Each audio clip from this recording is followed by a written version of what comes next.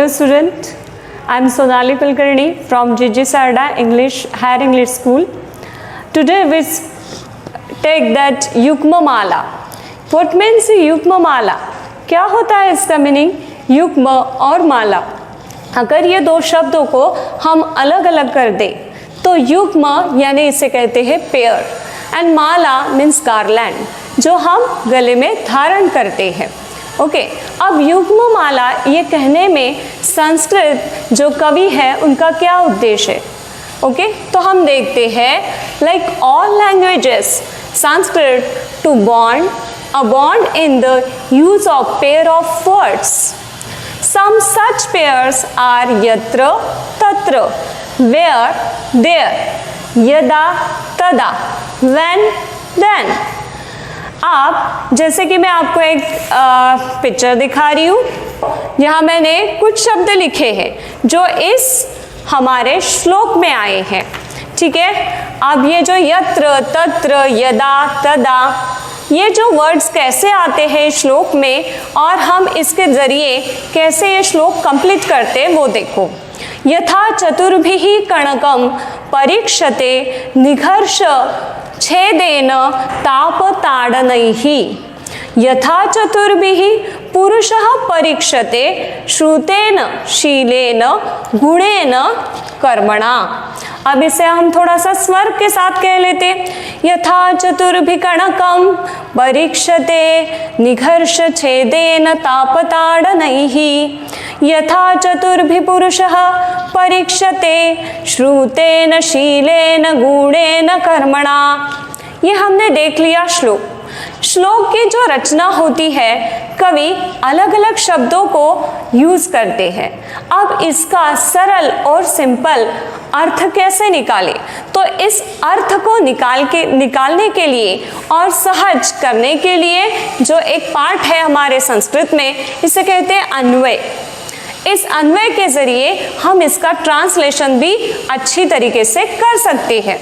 जैसे यथा कणकं निघर्षण ताप ताडनैः इति चतुर्भिः परीक्षते तथा पुरुषः श्रुतेन शीलेन गुणेन कर्मणा इति चतुर्भिः परीक्षते. यानी दो चीज़ों की परीक्षा इसमें बताई गई है. कौन कौन सी? आप चीज़ें भी नहीं बोल सकते. एक इसमें एक वस्तु है थिंग्स और दूसरे इसमें पर्सन है. अब कैसे वो देखते हैं. कणकम, कणकम यानी जिसे बोलते हैं हम गोल्ड. निघर्ष ताप ताड़न, ये चार क्रिया है.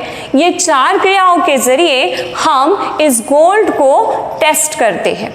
और दूसरा जो है तथा पुरुषः श्रुतेन शीलेन गुणेन कर्मणा.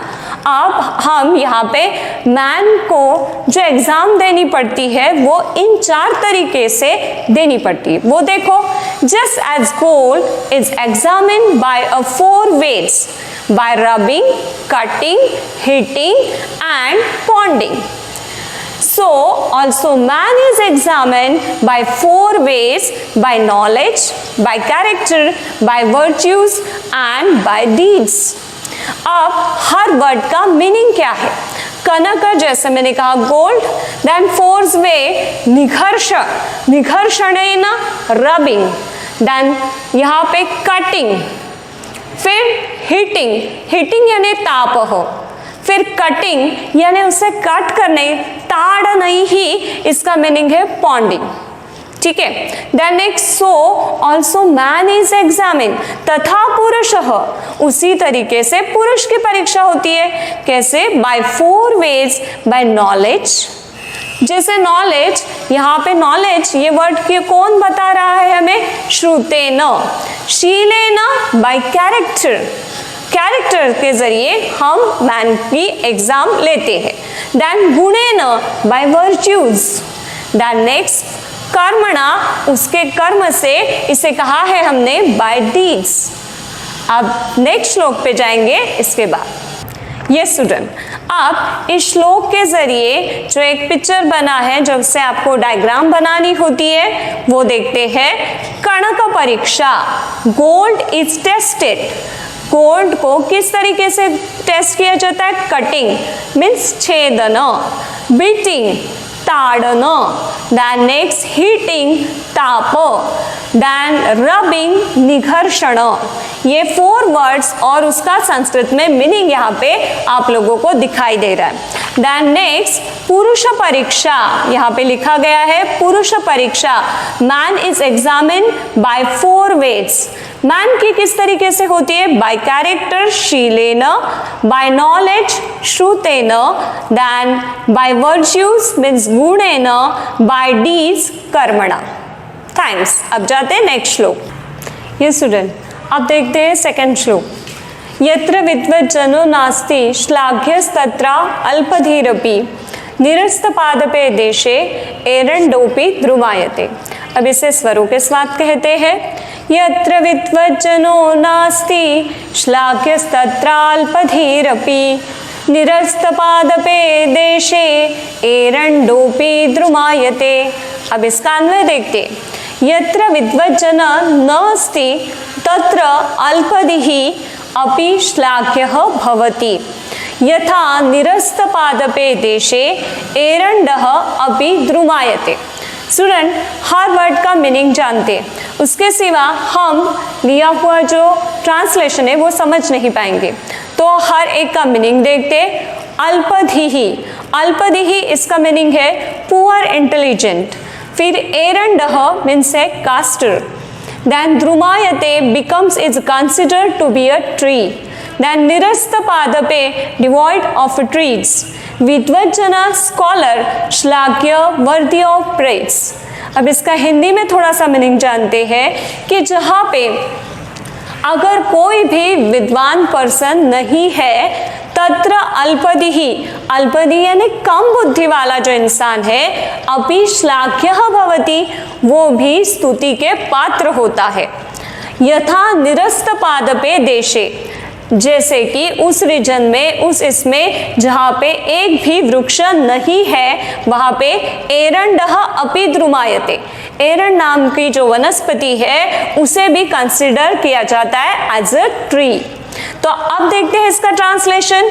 Where there is a no scholar there even the one with a low intelligence is worthy of praise. Just as in a region with no trees, even the castor plant is considered to be a tree. ठीक है श्लोक, आपको ये समझ में आया है पूरा श्लोक? तो हम जाते हैं थर्ड श्लोक की ओर। Now we see the third श्लोक। तावत् भयात् हि भेतव्यं यावत् भयम् अनागतम् आगतम तुम भयम वीक्ष्य नर कुर्यात् यथोचितम्। श्लोक पूर्ण रूप से स्पष्ट है आपके सामने, फिर भी एक बार स्वरों के साथ कहते हैं श्लोक को। तावत् भयाद्धि भेतव्यम यावत् भयम अनागतम् आगतम तु भयम वीक्ष्य नर कुर्यात् यथोचितम्। अन्वय। यावत् भयम अनागतम तावत् ही भयात् भेतव्यम तथापि आगतम तु भयम वीक्ष्य नरः यथोचितम कुर्यात्। यहाँ पे 2 वर्ड्स आपको दिख रहे हैं, यावत तावत। आप यहाँ पे मीनिंग देखते। तावत टिल देन, भयात फ्रॉम फार, यथोचितम एज एप्रोप्रिएट, यावत एज लॉन्ग एज, वीक्ष्य having seen. Now we see the translation of that shloka.